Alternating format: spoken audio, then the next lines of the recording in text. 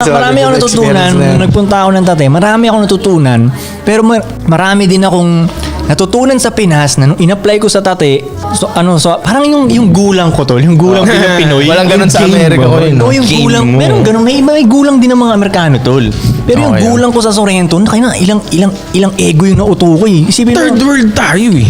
Oo, yung gulang sa gulang. Oo, tol. Isipin mo kung gaano kagulang yung manggugulang dito. Tol. Marami akong gulang na nagawa doon, tol. Dahil lang mga natutunan ko sa Pinas. Parang ganun. Pero may mga nakuha din akong doon sa Tate. Parang kunyari, confidence. Napapansin ko yung confidence ng mga Amerikano iba eh. Yun, kaya tama. yung boses nila parang lagi ang lakas, di ba? Ganun. Pag Pinoy, mahina yung boses. Excuse me po Ganun ang Pinoy, di ba? So yun, nakita ko yung confidence na ganun. Tapos binalance ko lang din dahil minsan kasi yung mga Amerikano, kunyari pupunta sila dito, hindi nila natitimpla yung confidence nila eh. Feeling nila sila ang hari dito eh, di ba? Parang Ganun mga puti, no? Oo, minsan hindi nila natitimpla. Ako dahil nanggaling ako sa Pinas at Amerika, kaya ko ngayon timplahin kung kailan ko lalakas ang boses ko o hindi, parang natitimpla ko yung mga ganong shit. Ba mga natutunan ko dun? Ano pa ba? Fuck. Ako yun, yung sa Iba tao dun, nga. mga illegal na natutunan ko eh. Pero sige sa'yo. Yung sa tao nga yun na natutunan ko dun na parang minamahal nila kung ano talagang karakter nila. Tama yan oh. Di ba? Ano? Kung papansin niyo, kung rapper ako, I dress like a rapper. Shit. Alam mo tol, I drive rapper cars, I buy rapper shoes, I eat rapper food. lifestyle, ganun talaga. Yeah, pag barbero ako sa Amerika, Yeah. barbero itsura ko, pambarbero buhok ko, barbero ang mustache ko. Yeah. You know what I'm saying? Ganun sila. Pag emo ako, pag skater ako, Skater talaga. skater ako, homeless Skater ako, for life. usually. Yung parang skater talaga ako. Pagkagising ko, mag-skate ako, matutulog ako, galing ako sa skate. Tol, totoo yan, tol. Parang yan. Maaga pa lang yun, ha? Oo, At maaga an pa lang early yan. age. Early Let's age, ganyan say sila. 12, 10. Oo. Pag kumausap ka, nakakausap ako dati doon na parang 12 years old, may tinatanong akong shit. Street smart, tol. Parang kausap ko siguro 25 years old, 28 sa Pilipinas kung ano ko, real talk lang. Like, ganun ka-advanced din yung utak ng mga tao doon na, yun nga, alam na nila yung karakter nila at an early age pa lang. Nakakapili na sila, ito ang avatar ko.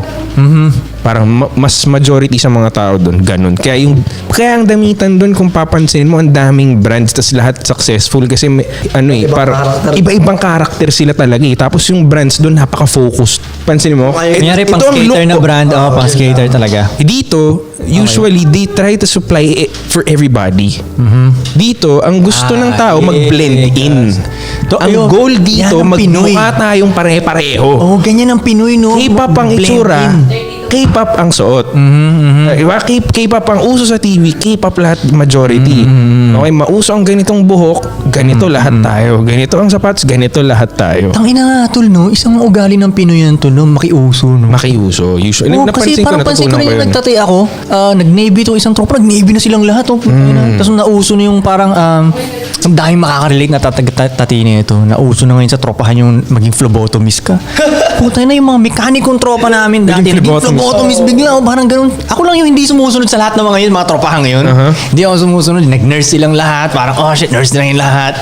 Navy lahat. Naging Filipino culture tingin ko na pag nakakita sila ng successful na path, they wanna take it. Parang, shortcut.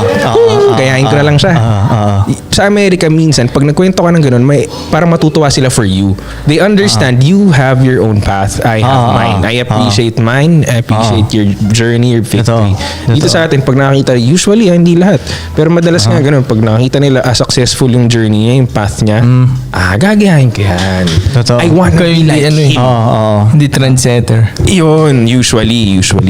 Yeah. Yan, isa sa natutunan, kaya minahal ko yung karakter ko nung nandun Sabi pa. nga nung Mahal ko isang yung karakter ko talaga. sabi nung tropa naming Navy dun dati, tulog na kayo sasali, huwag kayong gagaya sa amin na Navy sabi niya. Kasi yung ibig sabihin nga ng Navy, never again volunteer yourself Nagsisi siya, tol. Trap no? Natrap na siya, wala na. Natrap na siya ng todo, tol. Buti na lang, nag-rap rin talaga ako, puta. Isipin mo. Pwede ba papasok ko na rin ng reserve?